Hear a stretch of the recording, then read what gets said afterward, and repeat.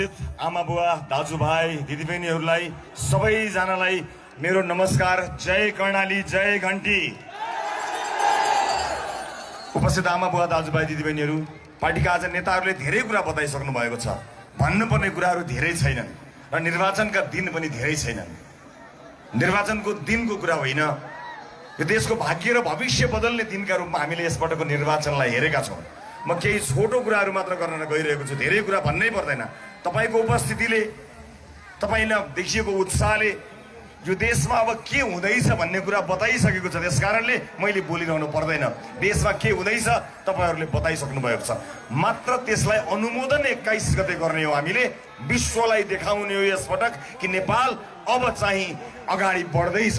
यो दिन 21 गतेको दिन हो। म कर्णालीका कुरा गर्नुभन्दा, बाचापत्रका कुरा गर्नुभन्दा अलिकति राष्ट्रिय राजनीतिका केही कुरा गर्न चाहन्छु कर्णालीबाट। त्योभन्दा पहिला म फ्ल्यासब्याक अलिकति अगाडि जान चाहन्छु। जब सञ्चारकर्मीका रूपमा रिपोर्टिङ गर्दै समाचार खोज्दै कर्णाली आएको थिएँ, समाचार बोलेर, समाचार बोकेर होइन, एउटा अस्पताल दिएर जाने अवसर मैले पाएको थिएँ कालीकोटमा। त्यहाँबाट जोडिएको यो नाता आजसम्म बलियो बनेको छ।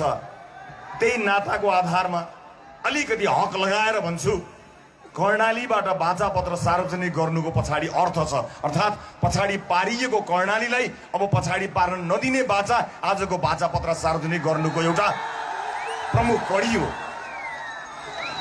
र हामीले भनेका छौँ, बाचा जसले गर्ने हो त्यसले पुरा गर्ने हो। बाचा पुरा गर्न सकेन भने बाचा गर्नेले सजाय भोग्ने हो। त्यसकारणले नागरिकसँग करार गरेर आएका छौँ, सानसुने कुरा गरेर आएका होइनौँ हामी।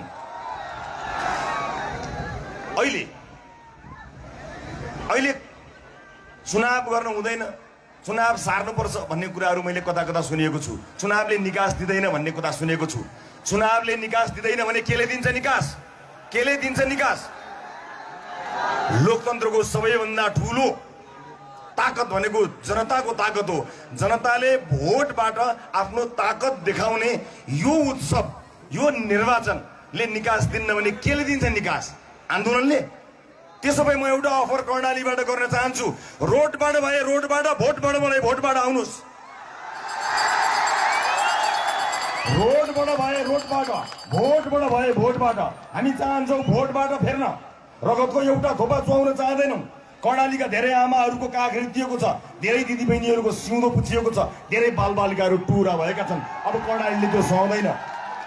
त्यसैले हामी चाहन्छौँ भोटबाट। भोटबाट हो परिवर्तन गर्ने। लोकतन्त्रलाई खतरा हुन्छ भनिरहेका छन् मान्छेहरू। लोकतन्त्रको खतरा बल्ल तपाईँहरूलाई घन्टी बल्ल बज्यो जब जनता जागे, तपाईँलाई बल्ल लाग्यो लोकतन्त्रलाई खतरा छ। यति बेला, ठिक यति बेला जनता जागेका छन्, जनताले बुझेका छन् लोकतन्त्रलाई जसबाट खतरा थियो।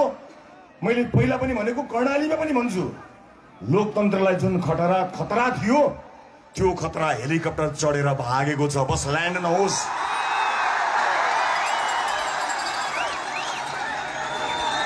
लोकतन्त्रलाई खतरा तब हुन्छ जब त्यो हेलिकप्टर फेरि सिंहदरबार या बालुवाटारमा ल्यान्ड हुन्छ।